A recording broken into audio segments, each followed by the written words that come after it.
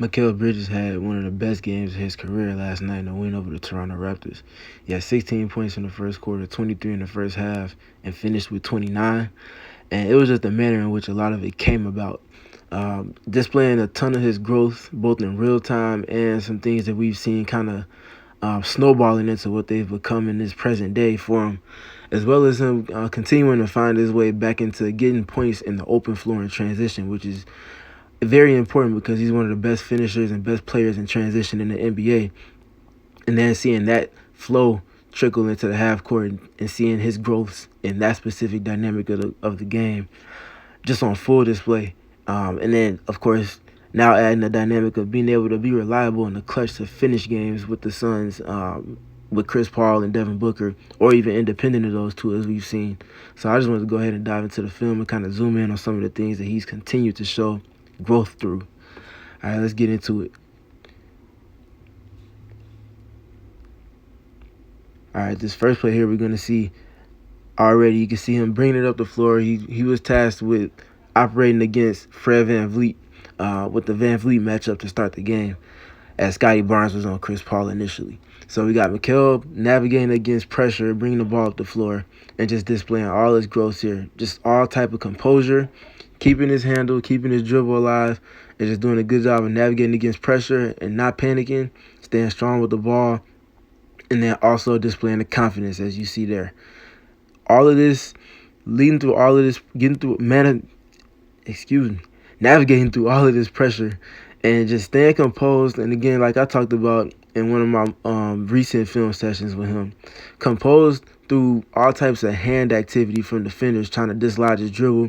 Does a good job not doing too much in terms of getting the separation he needs to get over the screen and get downhill, but does, again, just enough. VanVleet's out of position now. He's able to get downhill, and now he's navigating not unlike Devin Booker would do. This is eerily similar to Devin Booker, and also eerily similar to Chris Paul when he puts guys in jail, putting them on his backside and keeping them attached to the hip and forcing them to play from behind as they navigate to the spot that they're comfortable at to pull up in the mid-range. And he knocks it down with confidence. Confidence. All right, this next one here, the Suns flowing the 2-up, and this is going to be just good process from them as they're going to play. First of all, before we even get to that, looking at, so again, out of 2-up, they usually go to a high-low here. Chris kicks it over to Torrey Craig because he thinks he might have a better angle to make this entry pass to Ayton. Craig decides to drive the post, so they get a paint touch off of Ayton's roll, and then they get another paint touch off of Torrey Craig, playing off of the closeout from Siakam. All of that sucks in Fred VanVleet from the opposite side. He's the low man, and you can see Scotty Barnes also shifting into position. So Torrey Craig's paint touch on top of Ayton's roll and paint touch off of the roll specifically sucks in the attention of the defense, and it puts them in compromising situations to allow for the Suns to play within an advantage. And that advantage ends up kicking over to Mikal Bridges, and he's going to knock down this three-pointer off the catch and shoot, where he's been shooting 46.2% over his last 12 games, just absolutely knocking his shots down. All right, and here we're going to see them flow into some away action. And then this is something that I emphasized about a little bit over a month or a month and a half ago, is the way Mikal has been operating in pick and roll adjacent type plays, whether it's a dribble handoff or working off of like an away screen right here to where he catches and then gets downhill. And then he still has the dynamic of pick and roll as it's essentially Achua is like in a drop here. And it's just Mikal working in those situations without the live dribble initially, just working off the catch and then playing off the bounce. So he's still got the roll dynamic as well with DeAndre Ayton here on the catch. And he's got his man, Fred VanVleet, again, trailing after coming off of the screen and curling hard, taking a good angle. And then we're going to see Mikal get downhill. And just the patience, again, like we talked about in the opening play, navigating hand help, navigating hand activity from his primary defender as well, and just being patient, allowing for Ayton to get in position to be able to exploit the advantage that's created with having Mikal attract to an attention and is able to hit him for the oop before Gary Trent Jr. can rotate over to even have an impact on this play. All right, now we're in the second quarter, and we saw some fun point Mikal action and activity here. So we're going to see him, as you can see already, directing traffic. He sees they're going against a 2-3, so he peeks down court, sees they're in 2-3, directs for Dario Saric to go to that corner, occupy that corner, and then he's going to get a middle drive here off of the pick, a high pick here, which is something important to mention as well. Him getting a higher screen to navigate and then allow for him to get downhill from Landale. And he's going to, again, navigate the hand help. That's important. And then does a good job of, again, using his dribble drives, as I mentioned a couple of weeks ago, using his drives as the advantage setter, being the table setter, to then put other players into position and doing so out of context in terms of not necessarily running a set or an action, just playing basketball. Does a good job of taking away Fred VanVleet from that opposite top point in the 2-3.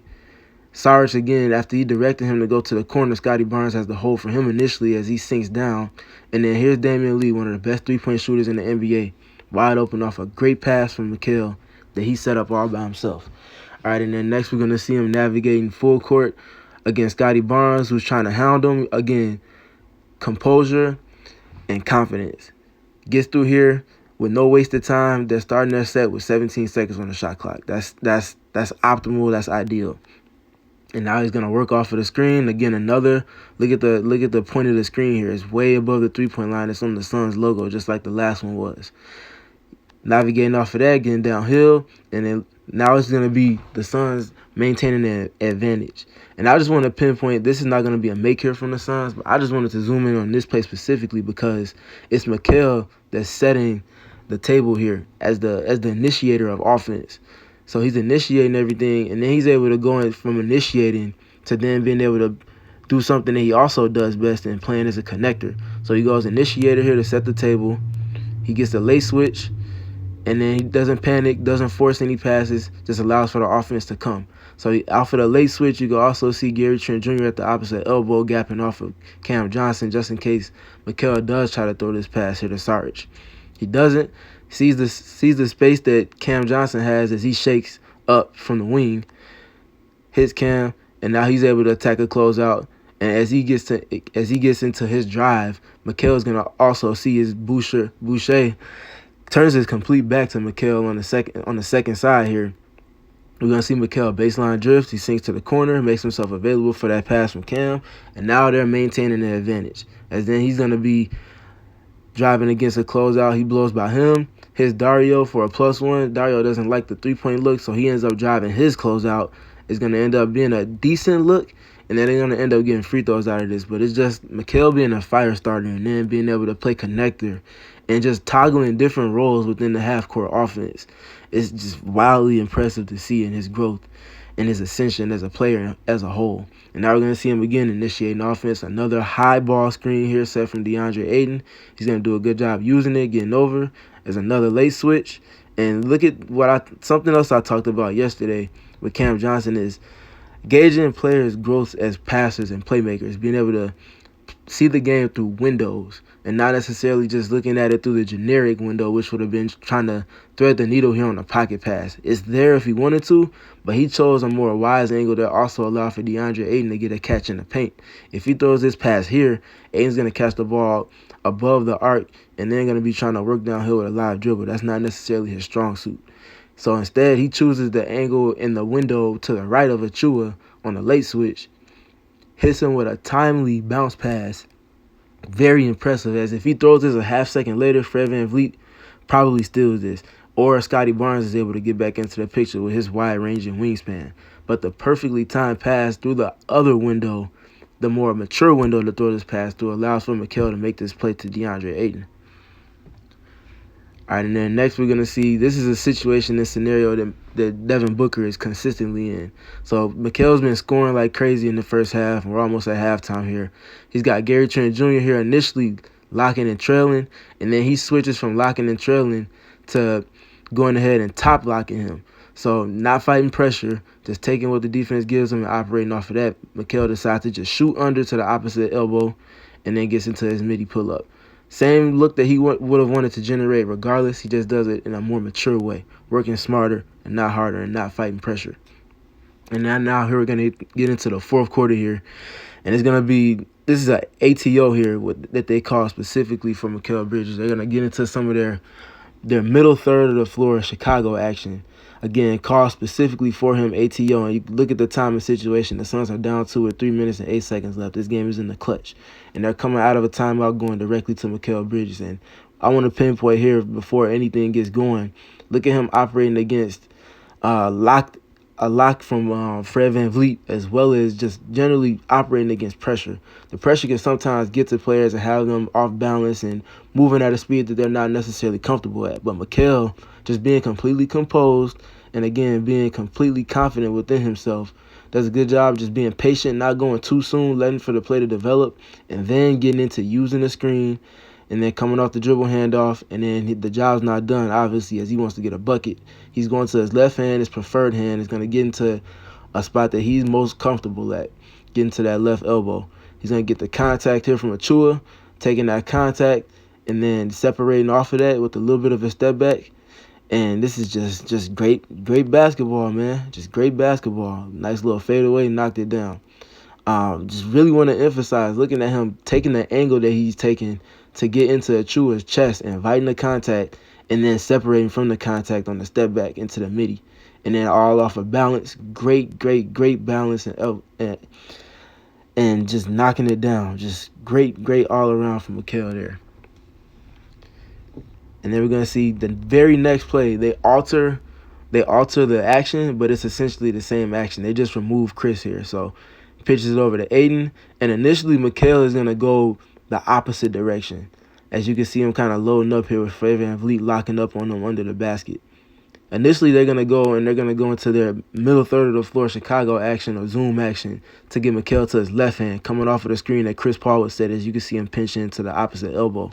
However, Mikal decides to just go as he sees the angle that Fred VanVleet is trying to communicate and jump towards, gets through the contact, and then comes to receive the handoff with no screen. So he has to do all the work in setting up his man and then playing with pace off of that to keep his advantage and the leverage that he's created. Does a great job with that, and then flips the angle as you can see that Fred VanVleet is trying to cut him off going that direction. Flips the angle, and then again, composed and with confidence, gets into his spot on the floor that he's comfortable at, this time off his right hand and at the right elbow, and beats Achua, knocks down another midi. And then they come back to him for the third possession in a row here. They're going to go to the same action. It's going to be middle zoom, and this time he's going to get it going to his right hand. He's composed, he's patient, and this is going to be a miss this time, but just the fact that they're confident and trusting enough in him to continue to go to him time and time again, it just speaks to where he's at and where the team is with their confidence in him.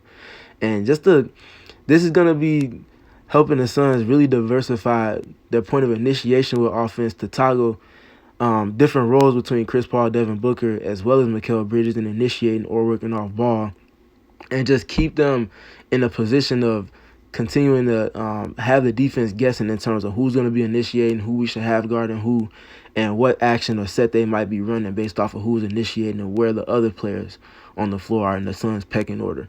So this evolution of Mikal Bridges is just absolutely invaluable, and I'm glad that the patience that I've been begging for people to have with him through his growing pains is finally surfacing, and we're starting to see the results of all of that, as Chris Paul would knock this one down and pretty much ice the game.